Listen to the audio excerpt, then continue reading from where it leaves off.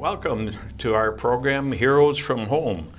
My name is Tom Buttke, and this is our program where we interview vets. And today we're lucky enough to have John Spiros as a former vet. Welcome, John. Thanks, Tom. Tell us about your family, first of all, John. Right now, we've lived here for about 20 years, my wife and I. I have 2 children from my previous marriage. She has 3. And then together we have 4 grandchildren. And the hard part is they all live throughout the United States rather than up here. So her and I are the only 2 up in Wisconsin, but we definitely try to get to our families as much as possible. So some of your kids are probably a little smarter than us. They live down south where it's warm with winter coming up. I have a son, and she has a daughter that lives down in the south, and I'm sure they enjoy that, other than some of the bad weather we just recently experienced. Okay, John, you're also a former council member and state representative. You want to tell us about that? Sure. I was on the council with you, Tom. Yeah. And I spent 8 years on the council. And after I got off the council, I moved on to the state assembly. And I've been an elected official in the state assembly since 2013. So this is my 10th year in the state assembly. So in between, I've done 18 years between the city and the state. Well, so a lot of public service. So, yeah. What branch of the military were you in? I was in the Air Force. Air Force, and how long were you in there? I was in for 6 years. 6 years. You want to tell us about some of the things that you, maybe some pleasant things to start with? Well, it was all pleasant. I mean, from basic training, I remember flying down and getting on the bus in the middle of the night and going to eat breakfast, and then I think we got about 2 or 3 hours of sleep, and then they came on and started banging everything, and they got you up, and then you went and got your hair cut. Then they got you a uniform. Basically, you get all greens at that time, and I still remember the shots because I'm not a big fan of shots. And they have these automatic shots that you walk down a line and they just pow in your arms, and I'll never forget that piece of it. But basic training, I met a number of people I'm still friends with. And once I was done with basic, then I moved on to tech school, which in the Air Force, where the security police was, I was right next door. So I didn't have to go too far, which was kind of cool. And then I spent a number of weeks at tech school. And then after tech school, I went home for about 6 weeks. And then from there, I shipped over to overseas. My first orders were supposed to be to Davis-Monthan Air Force Base in Arizona. And I learned real quick what a red line means through your orders. And it meant I wasn't going there. And then it came back as I was going to the Hahn Air Base, which was the 50th Air Force Group over in Germany. So I was only 17. I just graduated from high school. So this was my first time away from home. And so Germany was it. But and I have, one thing is I can tell you is when I got to Germany, they take you to all the bases. We have Army, we have Air Force, and so they drop you off at the bases, and then I was the last one to get dropped off. It was a dreary day. So I get off, I had my big duffel bag, you remember those, and then I had a suit bag at the time. And at that time, when we traveled, we had to travel in class A's. So I was in my blues, basically. So I got to my room, and I opened up the duffel bag, and my clothes were not in it.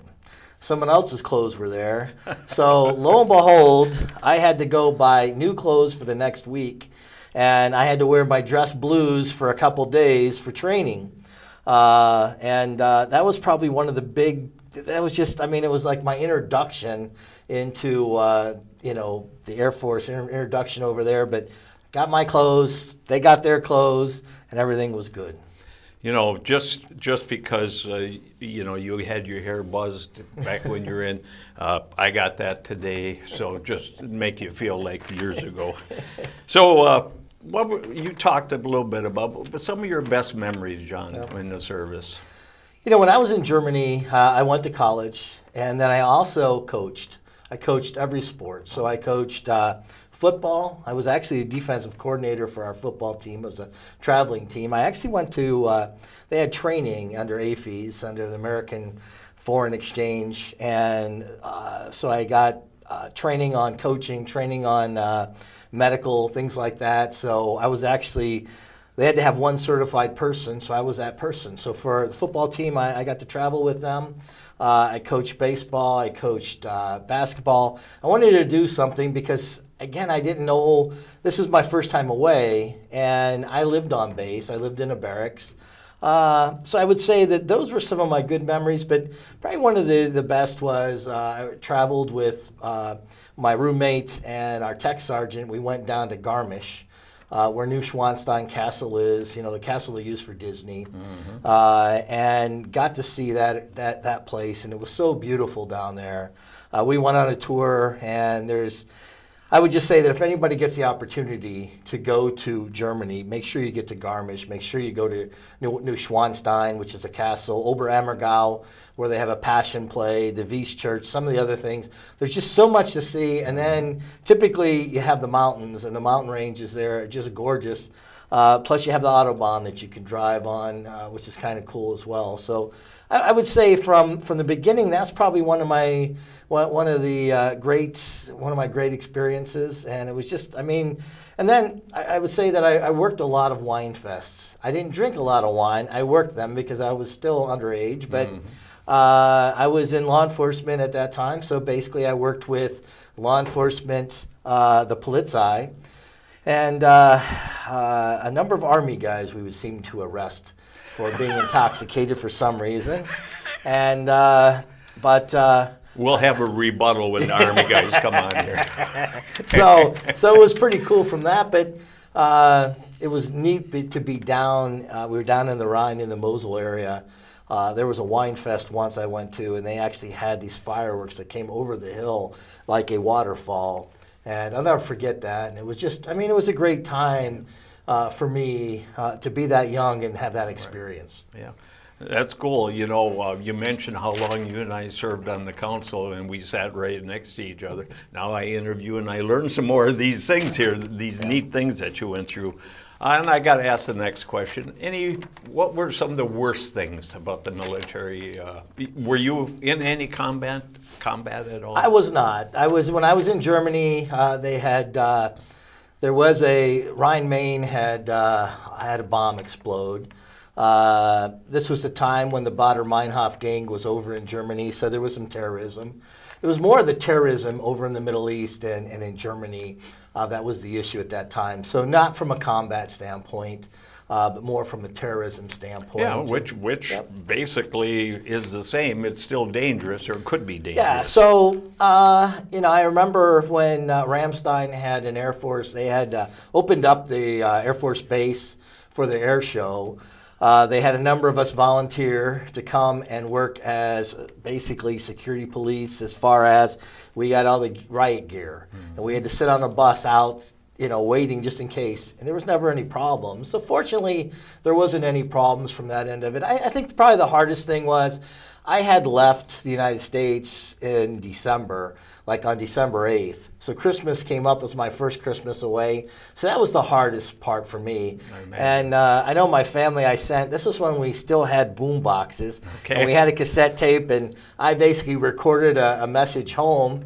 And my family basically told me, never send them a message like that again. And I says, why? They said, because everybody was crying and we all had a terrible Christmas. I said, well, yeah.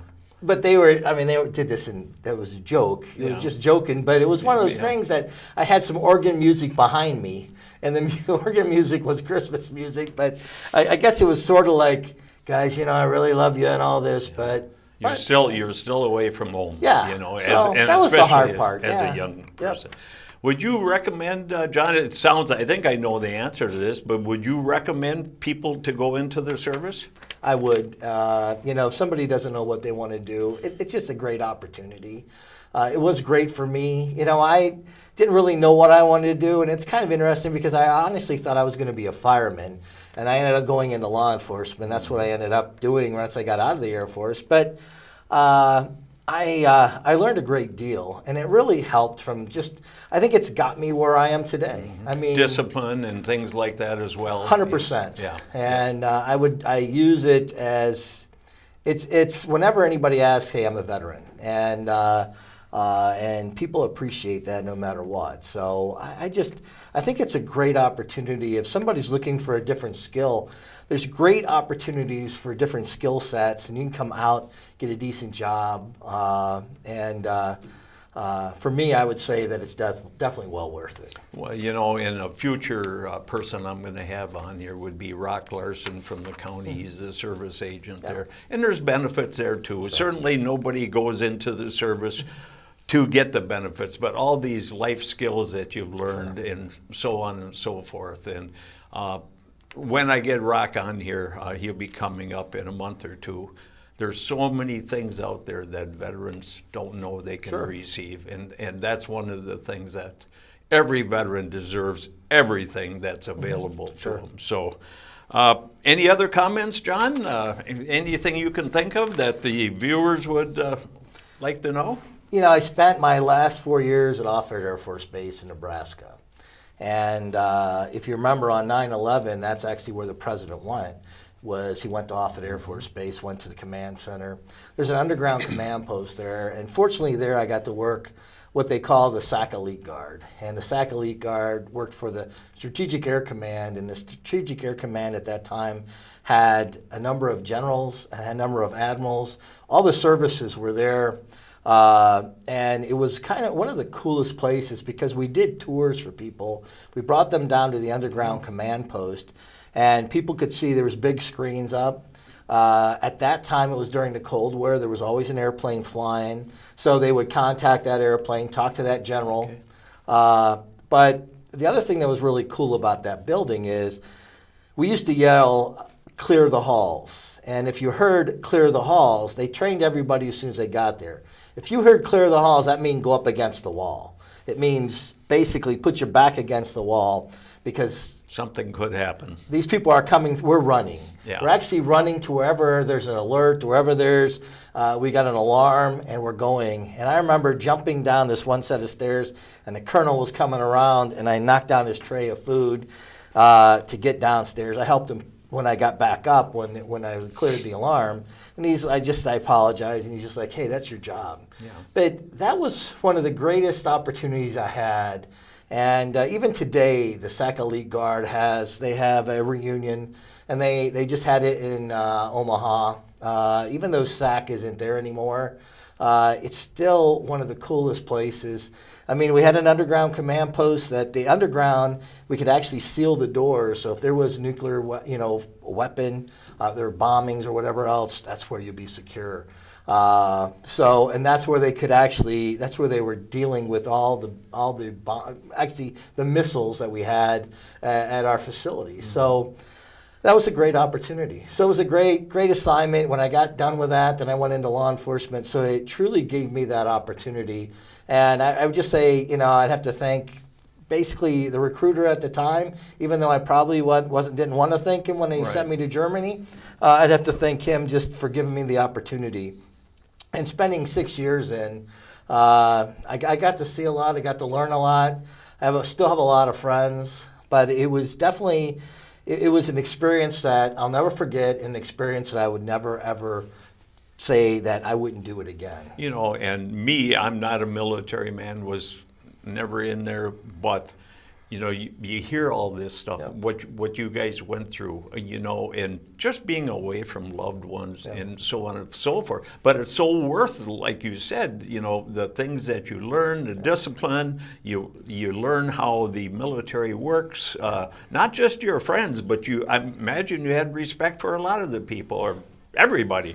Well, what was pretty cool is when you went in, you learned what an officer was, a non-commissioned officer. When I went to SAC, everybody seemed to be treated a little bit the same. I mean, there was respect. Mm-hmm. But there was also respect no matter non-commissioned and commissioned. But I learned how it worked at that point. I've learned it throughout, and it really what it came back to was there's just a number of good people. And I'm very proud of my service. I'm proud of spending my time doing what I thought was right. And, you know, the one thing is you can't take away from me, I was a veteran. Yeah, yeah, and many people appreciate it. Everybody should appreciate that.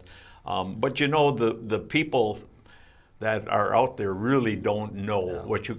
I don't know. I'm not going to try to pretend as not being, you know, not being there. I'm not going to know what you guys went through. But it's like I say. And I'll end by my program here. I always talk about don't just say thank you to a vet on Veterans Day, Memorial Day, 4th of July. Anytime. I just saw a gentleman at one of the stores downtown. He came up and talked to me, and he had a vet's hat on.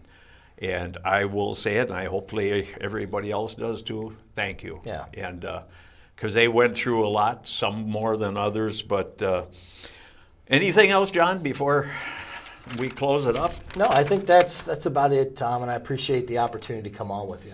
Well, it's, you know, it's a program. You know, we started that with the military wall in the community center. Great job you did.